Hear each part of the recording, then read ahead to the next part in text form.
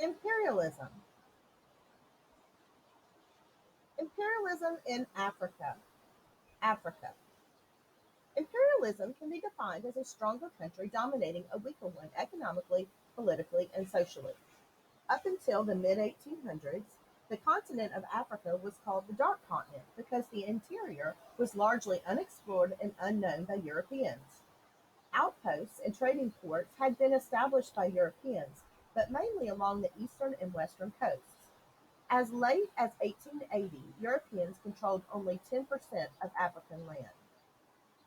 The Berlin Conference, 1884 to 1885. Europeans were so aggressive in pursuing colonies that they nearly came to blows on several occasions. It was decided that in order to avoid war, nations should sit down and acknowledge each other's claims in Africa. The nations met in Berlin in 1884 to divide up Africa in a civil manner. Not surprisingly, African nations were not invited to attend or contribute. Colonial divisions were drawn along convenient geographic lines, along the line of a river, for example. This created a lasting problem for Africa because tribal boundaries were completely disregarded. Warlike tribes were included together in nations, while friendly tribes were divided. Much of this was done purposely by the Europeans. This has contributed to unity problems and ethnic warfare in modern times. European motives. Europeans had both political and economic motives for imperialism in Africa. Economically, Europeans were driven to colonize Africa because of the rich natural resources found there. Raw materials were essential for industrialization, and cheap raw materials provided a bigger economic profit.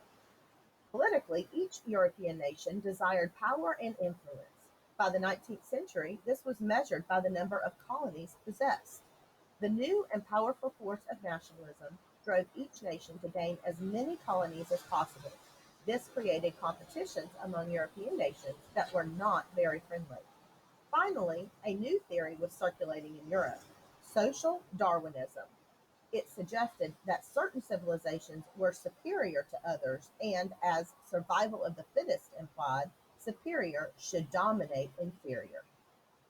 Long range impact. Europeans brought some positive changes to Africa. Most of the changes involved more sophisticated technology, transportation, and communication systems, and better education and medical care. All of this came with a terrible price tag, however.